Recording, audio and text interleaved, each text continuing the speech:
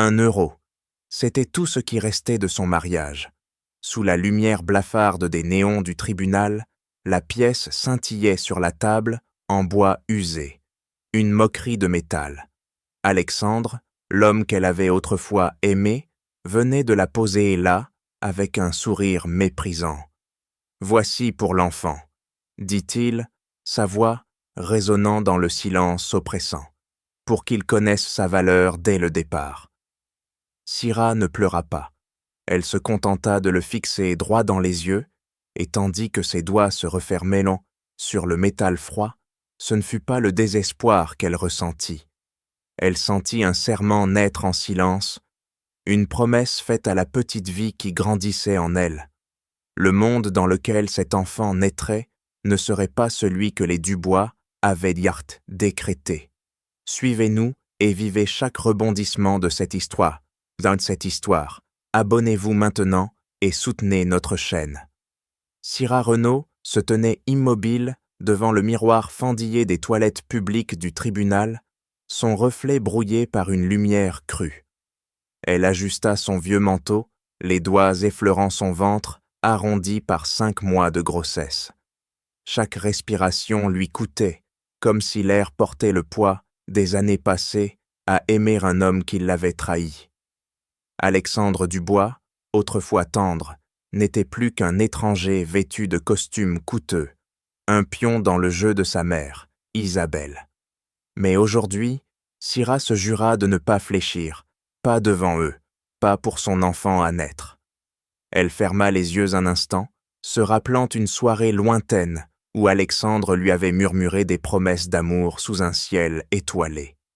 Ces promesses s'étaient éteintes, remplacées par l'arrogance d'un homme façonné par l'argent et le pouvoir. Elle rouvrit les yeux, redressa les épaules et quitta la pièce, ses pas résonnant sur le carrelage froid. Dans la salle d'audience, l'atmosphère était lourde, saturée d'une tension presque palpable.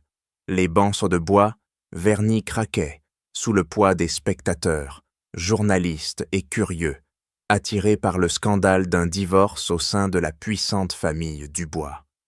Syrah s'avança seule, sa silhouette noire contrastant avec la mer de visage pâle, alignée du côté d'Alexandre.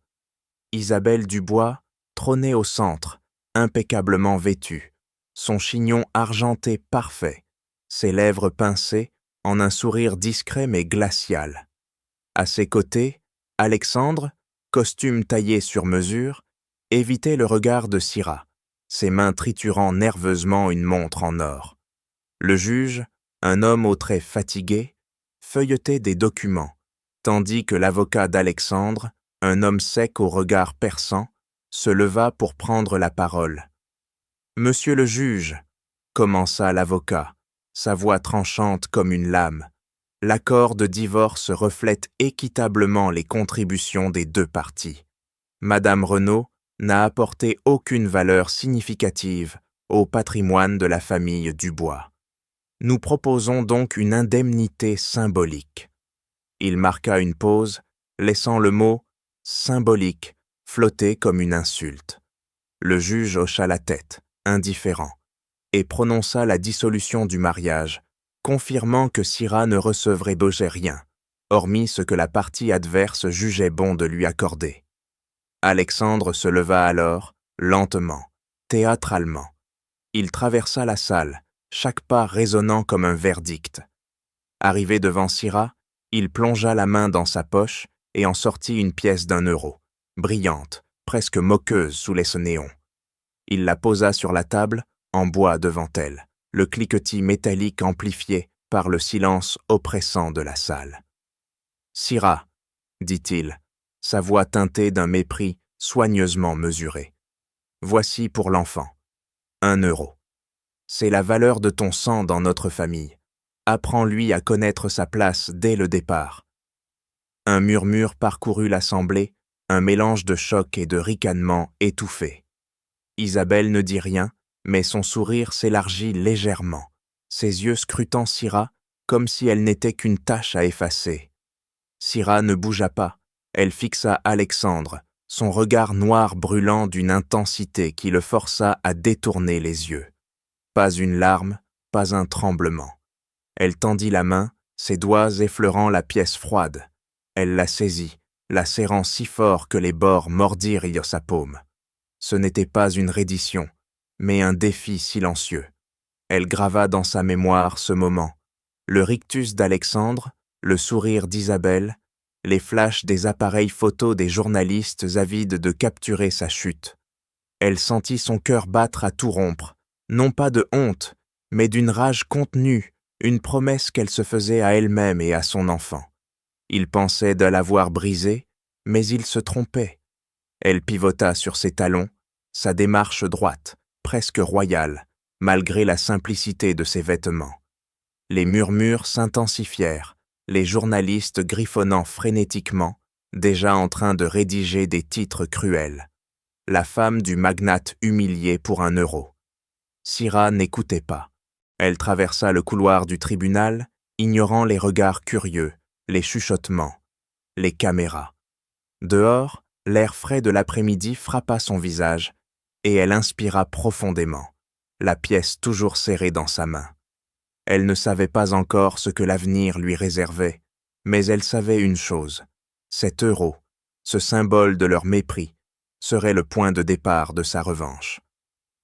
Revenue dans son petit appartement, Syrah s'assit à la table de la cuisine, la lumière tamisée d'une lampe projetant des ombres sur les murs nus.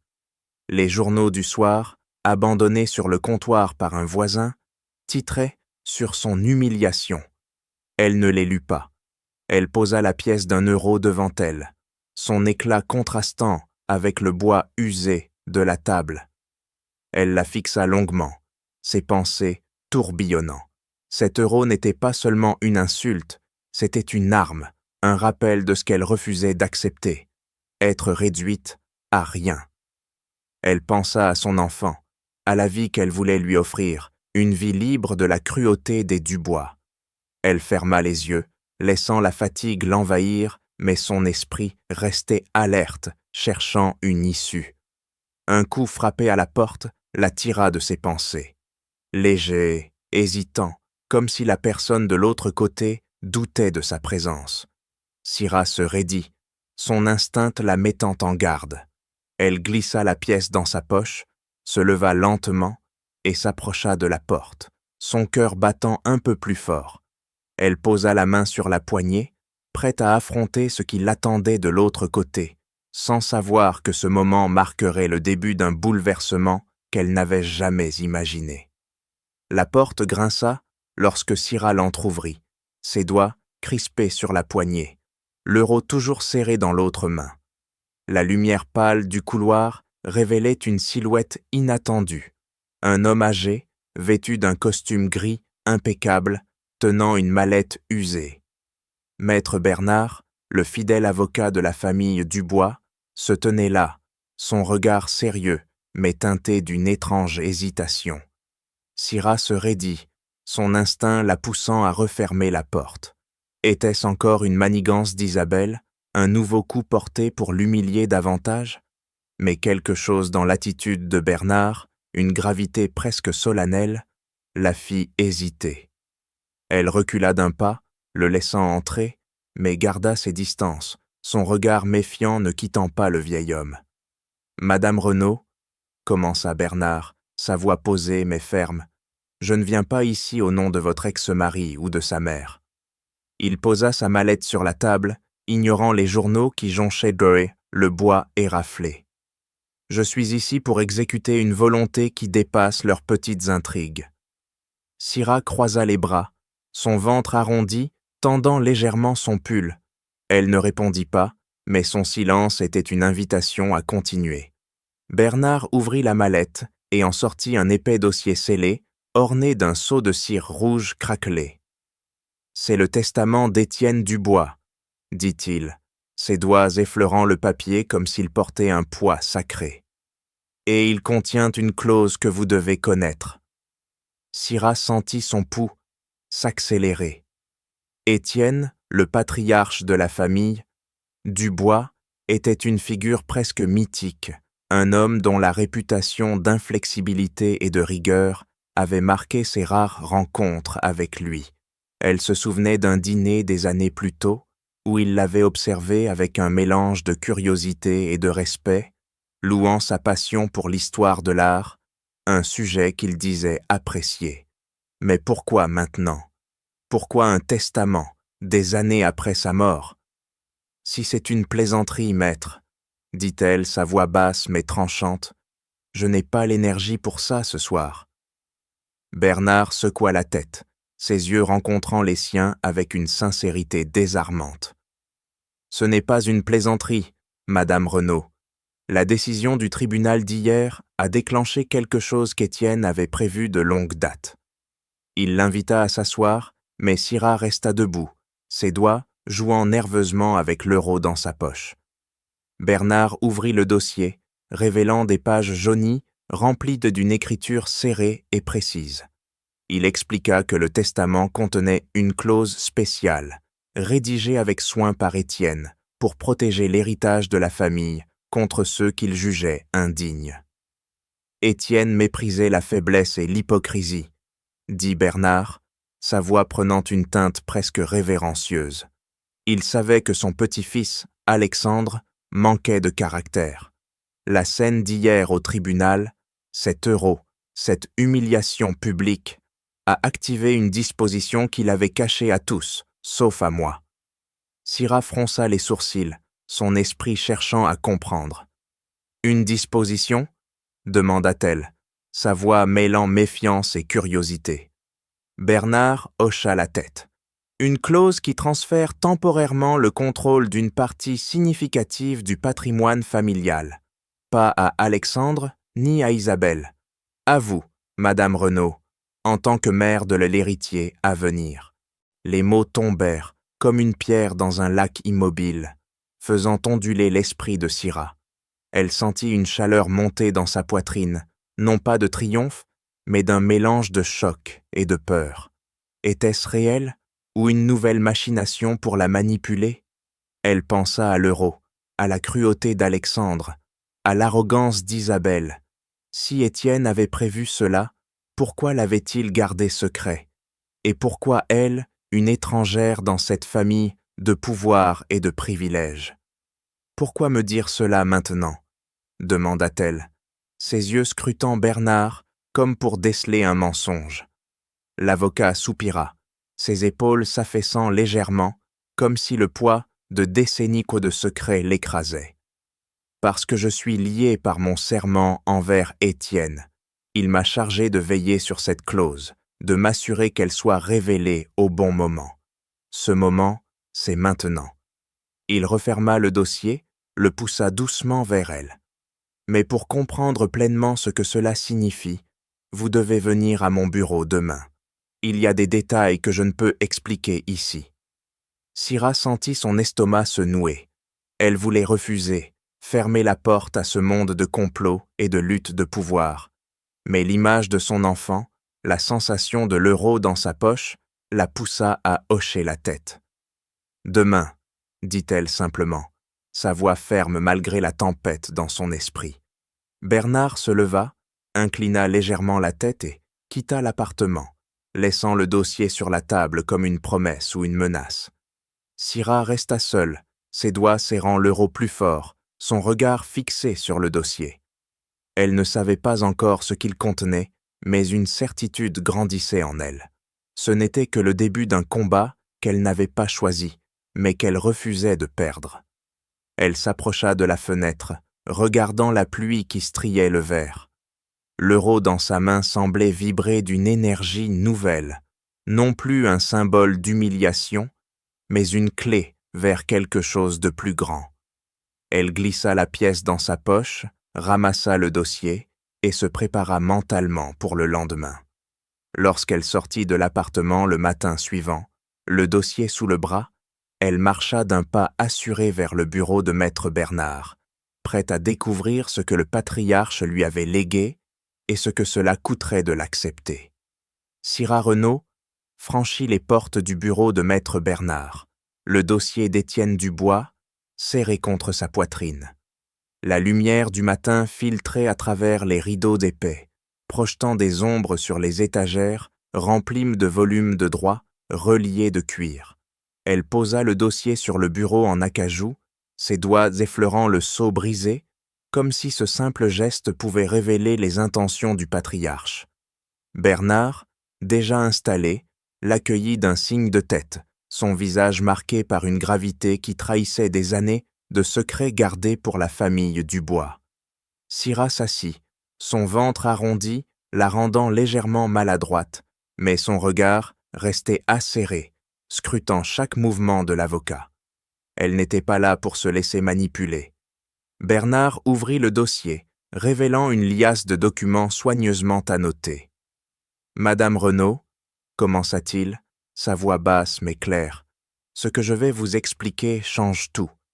Étienne Dubois n'a jamais fait confiance à son petit-fils. Il voyait en Alexandre une faiblesse, une incapacité à porter l'héritage familial avec honneur. Il tapota une page jaunie, couverte d'une écriture dense. C'est pourquoi il a inséré une clause spéciale dans son testament, ce qu'il appelait l'annexe morale. Syrah plissa les yeux, son esprit s'accrochant au mot « morale ». Étienne, cet homme austère qu'elle avait rencontré à peine quelques fois, avait-il vraiment prévu un tel bouleversement? Cette clause, poursuivit Bernard, stipule que si l'héritier direct, Alexandre, déshonore publiquement le nom des Dubois, le contrôle du fonds fiduciaire familial est transféré temporairement, non pas à Isabelle ni à un autre membre de la famille, mais à la mère de l'héritier de sang suivant. Il marqua une pause, ses yeux cherchant ceux de Syrah. C'est vous, Madame Renaud. Jusqu'à ce que votre enfant atteigne l'âge de 18 ans, vous avez le pouvoir de veto sur toutes les décisions majeures du groupe Dubois. Fusion, investissement, nomination. Rien ne passe sans votre signature. Le silence s'installa, lourd, presque étouffant. Syrah sentit son cœur battre plus vite, un mélange de stupéfaction et d'appréhension. Elle posa une main sur son ventre, comme pour ancrer ses pensées. Ce pouvoir, immense et inattendu, était une arme à double tranchant. Elle pouvait protéger son enfant, lui offrir un avenir loin de la cruauté d'Alexandre et d'Isabelle, mais elle savait aussi que les Dubois ne la laisseraient pas l'exercer sans lutte. « Et s'il conteste ?»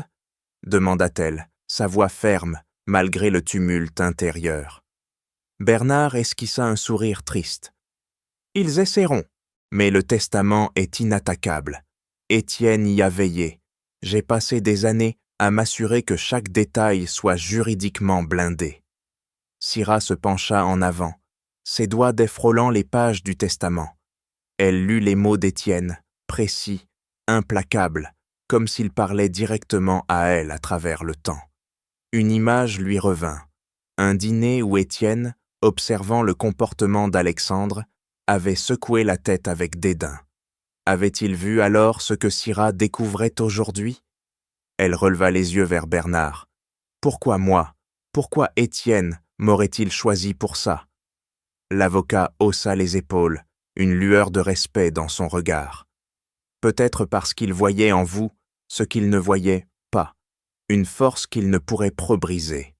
Mais cette force, Syrah le savait, venait avec un prix.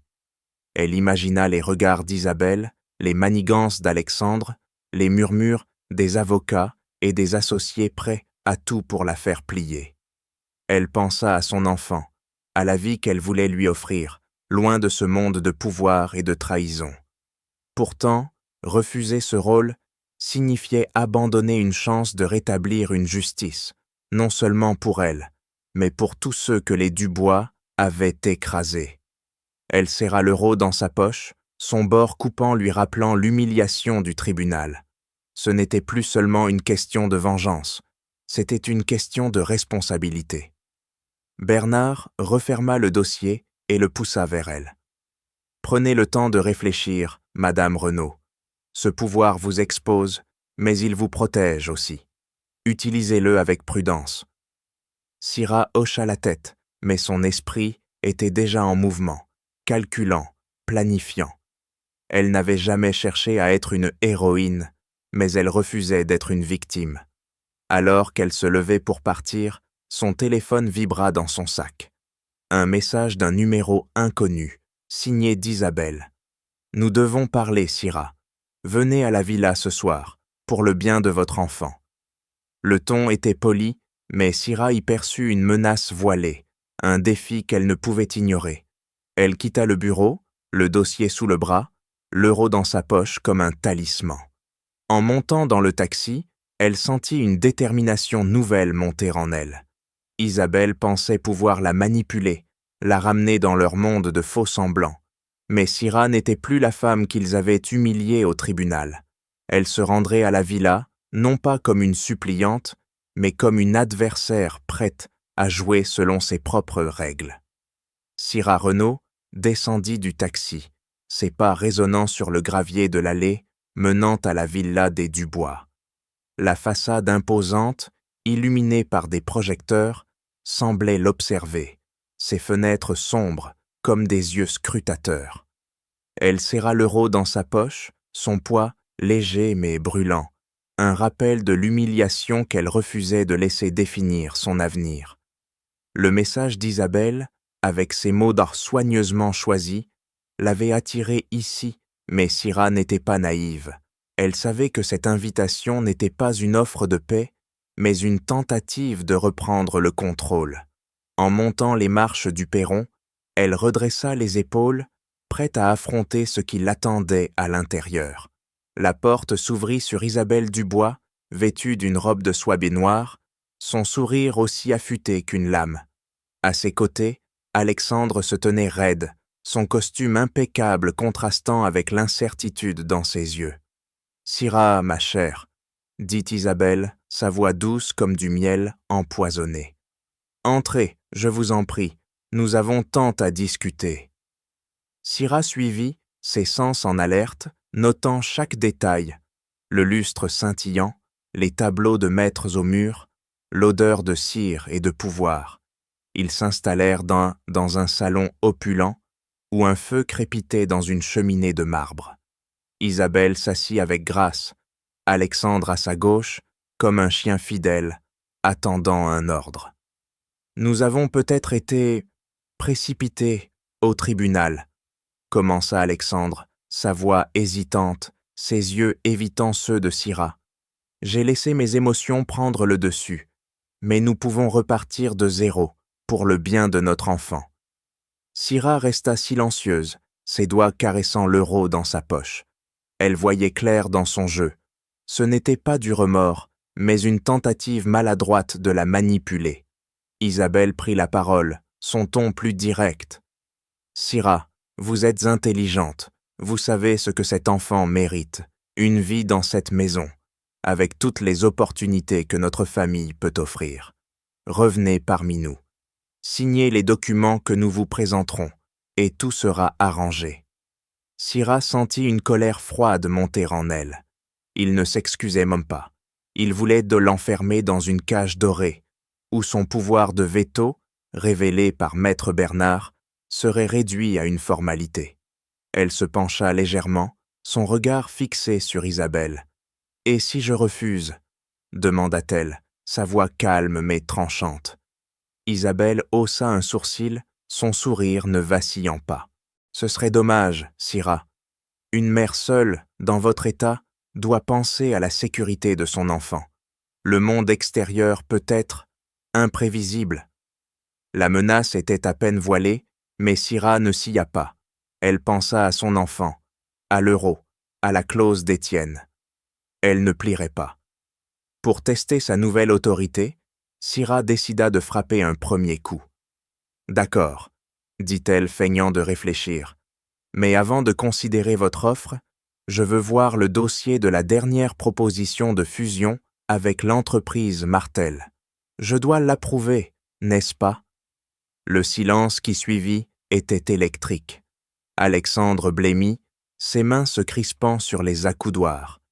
Isabelle, pour la première fois, sembla prise de court, son sourire s'effaçant brièvement. Ce n'est qu'une formalité, répondit-elle, son ton redevenu mielleux. Nous pouvons vous envoyer les documents plus tard. Syrah secoua la tête. Non, maintenant. C'est mon droit, Isabelle, vous le savez. La tension monta d'un cran. Alexandre tenta d'intervenir, sa voix tremblante. Syrah, ne complique pas les choses. Nous voulons ce qu'il y a de mieux pour toi, pour nous tous. Mais Syrah le coupa net. Ce qu'il y a de mieux? Vous m'avez donné 1 euro pour mon enfant. Vous ne décidez plus de ce qui est de mieux pour nous. Elle se leva, son regard passant d'Alexandre à Isabelle. Je ne vivrai pas dans votre cage, et mon enfant non plus. Envoyez-moi le dossier Martel d'ici demain, ou je bloque la fusion. Elle tourna les talons, laissant derrière elle un silence lourd, ponctué seulement par le crépitement du feu. En quittant la villa, Syrah sentit l'air frais apaiser la chaleur de sa colère. Elle avait tenu tête à Isabelle, mais elle savait que ce n'était qu'un début. Les Dubois ne reculeraient pas facilement. Alors qu'elle montait dans un taxi, son téléphone vibra à nouveau. Un nouveau message, anonyme cette fois. Café l'Étoile, demain midi. Venez seul. Syrah fronça les sourcils, son instinct oscillant entre méfiance et curiosité. Était-ce un piège ou une opportunité? Elle glissa l'euro dans sa poche, son contact familier la ramenant à sa détermination. Peu importe qui l'attendait, elle y irait, prête à découvrir la prochaine pièce du puzzle que les Dubois cherchaient à lui cacher. Syrah Renaud s'assit à une table, isolée du café l'Étoile, ses doigts serrant une tasse de thé fumante qu'elle n'avait pas touchée. La lumière tamisée du lieu contrastait avec l'agitation de ses pensées. Le message anonyme, reçu après son départ de la villa des Dubois, résonnait encore dans son esprit. Était-ce un piège tendu par Isabelle pour la déstabiliser davantage, ou une chance de comprendre ce que la clause d'Étienne cachait vraiment? L'euro, toujours dans sa poche, semblait peser plus lourd à chaque instant, un rappel constant de sa détermination. Elle releva les yeux lorsque la porte s'ouvrit, révélant Juliette Dubois, la sœur cadette d'Alexandre, vêtue d'un manteau usé et d'une écharpe nouée à la hâte. Juliette s'approcha, son regard nerveux balayant la salle avant de s'arrêter sur Syrah. « Merci d'être venue », murmura-t-elle en s'asseyant, ses mains triturant le bord de son écharpe. Syrah resta impassible, son instinct la poussant à garder ses distances. Juliette, l'artiste rebelle de la famille Dubois, avait toujours été une énigme, absente des intrigues d'Isabelle, mais jamais assez audacieuse pour s'opposer ouvertement. « Pourquoi êtes-vous ici » demanda Syrah, sa voix basse mais ferme, ne laissant aucune place à l'ambiguïté. Juliette esquissa un sourire amer. « Parce que je suis fatigué de vivre dans l'ombre de ma mère, et parce que je pense que vous êtes la seule à pouvoir ébranler leur monde. » Syrah plissa les yeux, cherchant un signe de duplicité. Elle se souvenait des rares interactions avec Juliette, des conversations furtives lors de dîners familiaux où la jeune femme semblait toujours à part, ses photographies méprisées par Isabelle comme un passe-temps futile. « Vous êtes une Dubois, » répondit Syrah, son ton chargé de méfiance. « Pourquoi devrais-je vous faire confiance ?» Juliette se pencha en avant, sa voix baissant jusqu'à un chuchotement. « Parce que je sais ce qu'il cache, non. Étienne ne vous a pas donné ce pouvoir par hasard. Il méprisait Alexandre, sa faiblesse, ses compromis. Il savait que ma mère manipulait tout pour protéger son précieux héritier. » Elle sortit une clé USB de sa poche et la posa sur la table, ses doigts tremblant légèrement. « Ceci contient des preuves, des choses qu'ils ne veulent pas que vous voyiez. » Syrah fixa la clé, son cœur battant plus vite. Elle pensa à l'euro, à la clause, à la menace voilée d'Isabelle dans la villa. Accepter cette clé, c'était plonger plus profondément dans un monde qu'elle voulait fuir. Mais refuser, c'était abandonner la chance de comprendre pourquoi Étienne l'avait choisie. « Quelle preuve ?» demanda-t-elle, son regard passant de la clé à Juliette. La jeune femme soupira, ses épaules s'affaissant. Des documents, des échanges, des choses qu'Étienne avait découvertes avant de mourir. Alexandre n'est pas seulement un lâche, il a du sang sur les mains. Les mots défrappèrent Syrah comme un coup, mais elle garda son calme, ses années à naviguer dans l'univers toxique des Dubois, l'ayant endurci. Elle tendit la main et prit la clé, ses doigts effleurant le métal froid.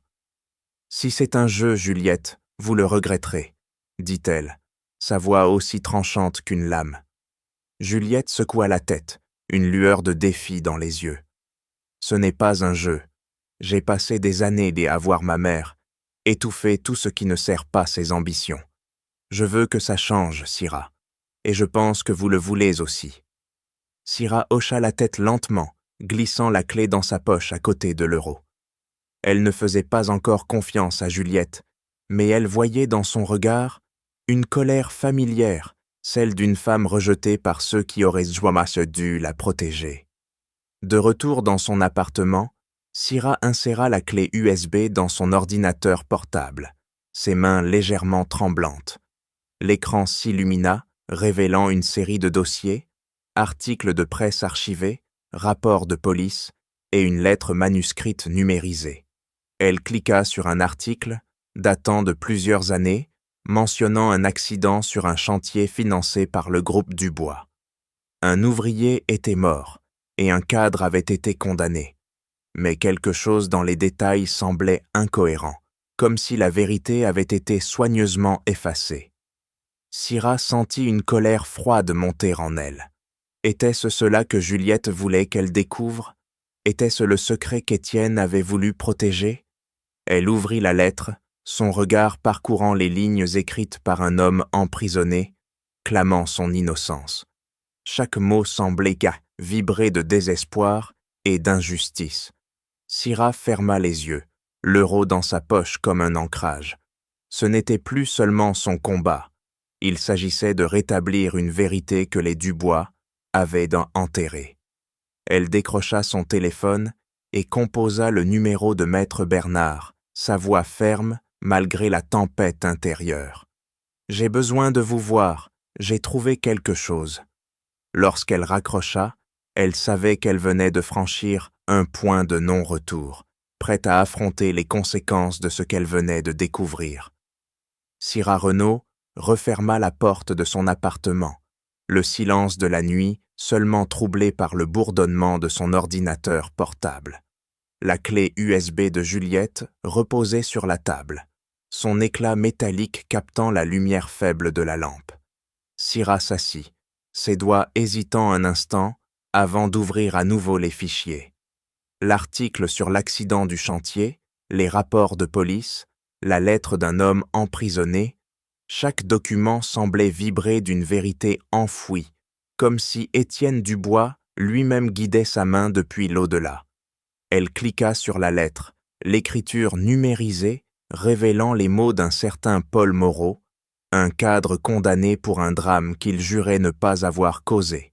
« Je n'ai jamais donné cet ordre », écrivait-il à sa femme, sa plume tremblante même à travers l'écran.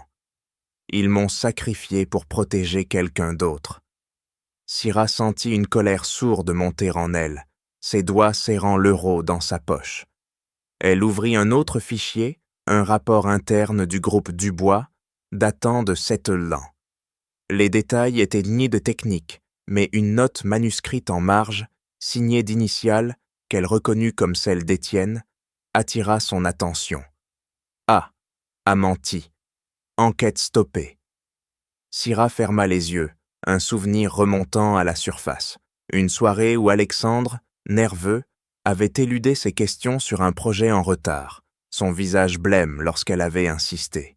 À l'époque, elle avait cru à un simple stress professionnel. Maintenant, elle comprenait. Il cachait bien plus qu'un échec commercial. Elle rouvrit les yeux, son regard durci par une certitude grandissante. Alexandre n'était pas seulement faible, il était coupable. Elle décrocha son téléphone et composa le numéro de Juliette, sa voix ferme malgré l'heure tardive. « Vous saviez, n'est-ce pas ?» demanda-t-elle sans préambule. De l'autre côté de la ligne, Juliette répondit d'un ton las mais résolu. Oui, Étienne l'avait découvert peu avant sa mort. Un ouvrier est mort à cause d'une décision irréfléchie d'Alexandre, un ordre donné pour accélérer un chantier, ignorant les normes de sécurité. Ma mère a tout étouffé. Ils ont payé des témoins, falsifié des rapports et laissé un innocent pourrir en prison. Syrah sentit son estomac se nouer. Pourquoi Étienne n'a-t-il rien fait? Juliette soupira. Il voulait agir, mais il est mort d'une crise cardiaque avant. Je crois qu'il a rédigé la clause pour vous donner une chance de réparer ça. Syrah raccrocha, son esprit tourbillonnant. Elle relut la lettre de Paul Moreau, chaque mot amplifiant sa colère. Cet homme, père de 2 enfants, avait vu sa vie détruite pour protéger l'héritier des Dubois. Elle pensa à son propre enfant, à l'euro qu'Alexandre avait jeté comme une insulte. Ce n'était plus seulement son honneur à elle qui était en jeu. C'était une question de justice, pour Paul, pour sa famille, pour tous ceux que les Dubois avaient écrasés sous leur pouvoir. Elle ouvrit un dernier fichier, une série d'emails, entre Isabelle et un avocat, détaillant comment ils avaient même convaincu un juge de clore l'affaire. Chaque mot était une preuve de leur corruption, un fil de plus dans la toile qu'ils avaient tissée.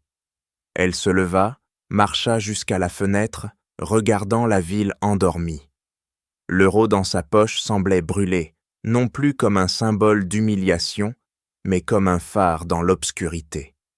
Elle pensa à son enfant, à la vie qu'elle voulait lui offrir, une vie où la vérité prévalait sur les mensonges. Mais cette vérité avait un prix. En exposant Alexandre, elle s'exposerait elle-même, son enfant, à la fureur des Dubois. Elle revint à la table, imprimant les documents les plus accablants. Chaque page qu'elle empilait renforçait sa résolution. Elle ne pouvait plus reculer. Elle contacta Maître Bernard, lui demandant de préparer une réunion urgente. « J'ai des preuves, dit-elle, sa voix aussi stable qu'une lame. Des preuves qui peuvent tout changer. Préparez tout pour demain. » Bernard, habitué à la prudence, sembla hésiter, mais acquiesça. « Soyez prudente, Madame Renaud. Ce que vous tenez est dangereux. » Syrah hocha la tête, bien qu'il ne puisse la voir. Elle le savait. Les Dubois n'avaient pas bâti leur empire en pardonnant ceux qui les défiaient. Mais elle n'était plus la femme qu'ils avaient humiliée au tribunal. Elle y était prête à frapper, et ce coup serait précis. Elle rassembla les documents dans une chemise, les rangea soigneusement, puis posa l'euro à côté, comme un talisman. Demain, elle entrerait dans l'arène, non plus comme une victime, mais comme une force qu'Isabelle et Alexandre n'avaient pas anticipée. Elle éteignit la lampe, laissant l'obscurité envelopper la pièce, mais son esprit restait allumé, vibrant d'une détermination froide.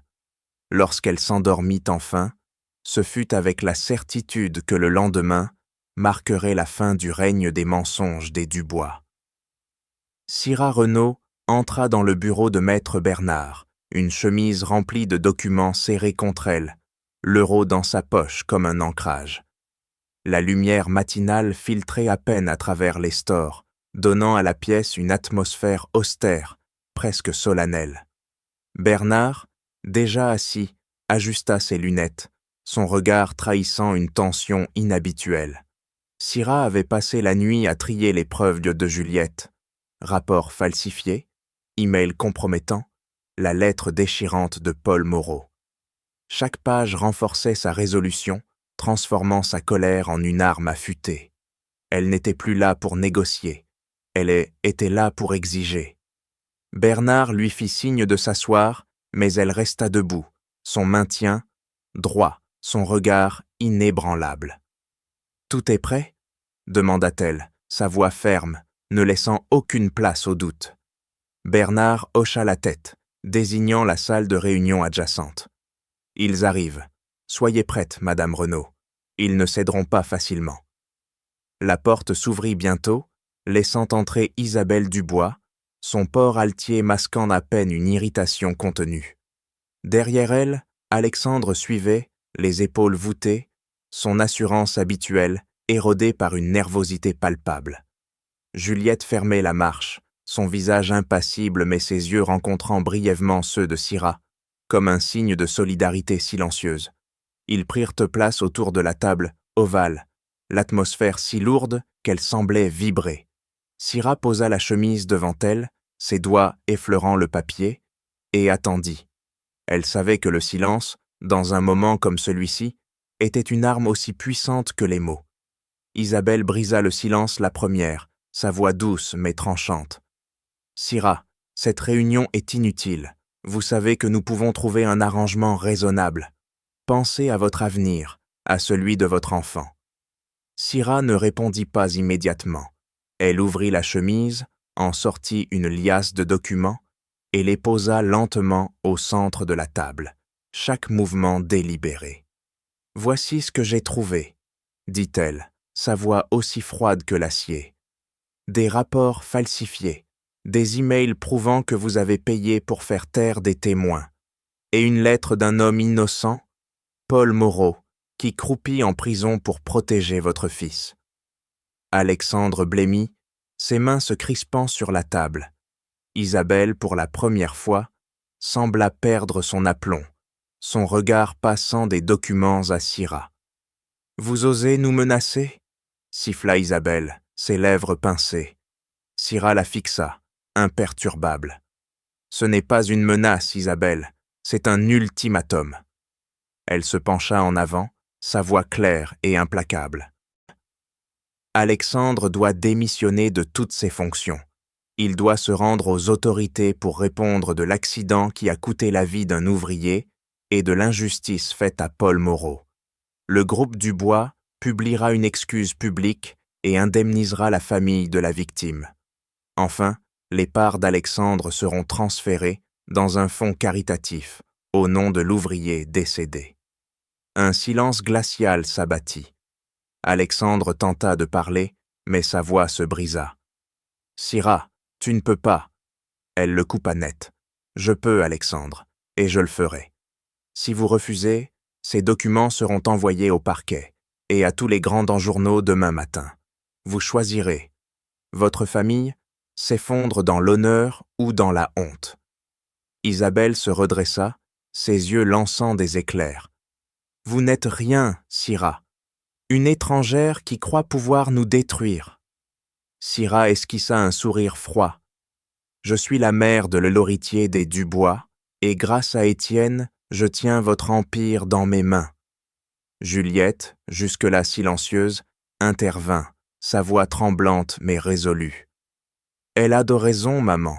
Ce que vous avez fait à cet homme, à Paul, c'est impardonnable. Ça doit cesser. » Isabelle tourna un regard assassin vers sa fille, mais Juliette ne fléchit pas. Bernard, observant la scène, hocha la tête lentement, comme pour confirmer la légitimité des exigences de Syrah. Alexandre, accablé, murmura quelque chose d'inintelligible, ses yeux fixant le sol. Isabelle, après un long moment, prit une inspiration profonde, son visage retrouvant une façade de contrôle. « Très bien, » dit-elle, chaque mot semblant lui coûter. « Nous discuterons des détails avec Maître Bernard. » Syrah se leva, ramassant ses documents. Elle n'avait pas besoin de leur assentiment immédiat. Elle avait planté une graine qui changerait tout. En quittant la salle, elle sentit le regard d'Isabelle peser sur elle, mais elle n'y prêta pas attention. L'euro dans sa poche semblait plus léger, comme si son poids s'était transféré dans la victoire qu'elle venait de remporter. Elle sortit du bureau, l'air frais de l'après-midi apaisant la tension dans ses épaules. Elle savait que la bataille n'était pas terminée, mais pour la première fois, elle sentait le vent tourner en sa faveur. 6 mois plus tard, elle construirait une vie nouvelle, non pas dans l'ombre des Dubois, mais à la lumière de sa propre force. 6 mois s'étaient écoulés depuis la confrontation dans le bureau de Maître Bernard, et Syrah Renaud se tenait dans un nouvel appartement, baigné de lumière douce. Elle suspendait un mobile coloré au-dessus d'un berceau, ses doigts effleurant les étoiles de tissu qui dansaient doucement. Son ventre, désormais très arrondi, témoignait de l'approche imminente de l'arrivée de son enfant. L'euro, enfermé dans une petite boîte en acrylique sur la table d'à côté, scintillait sous un rayon de soleil.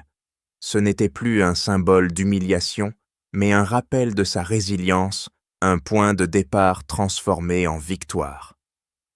Syrah s'arrêta un instant, posant une main sur son ventre, un sourire léger sur les lèvres. Elle avait traversé l'enfer des Dubois et en était sortie plus forte. Dans le salon, la télévision diffusait en sourdine des nouvelles qui semblaient venir d'un autre monde. Alexandre Dubois annonce sa démission pour raison de santé, déclara une présentatrice, son ton neutre contrastant avec l'ampleur de l'événement. Juliette Dubois rejoint le conseil d'administration du groupe, tandis qu'un fonds caritatif record est créé en mémoire d'un ouvrier décédé. Syrah n'augmenta pas le volume. Ses manchettes, bien qu'importantes, n'étaient mis de plus son combat. Elle avait délégué la gestion quotidienne du fonds fiduciaire à un conseil indépendant dirigé par Maître Bernard et Juliette, ne conservant que son droit de veto final. Son rôle n'était plus de contrôler l'empire des Dubois, mais de protéger l'avenir de son enfant. Elle s'assit près de la fenêtre, la boîte en acrylique dans les mains, l'euro captant la lumière comme un bijou. Elle repensa à la réunion 6 mois plus tôt, à la capitulation d'Isabelle, à la résignation d'Alexandre. Ce jour-là, elle avait imposé ses conditions, non pas par vengeance, mais par justice.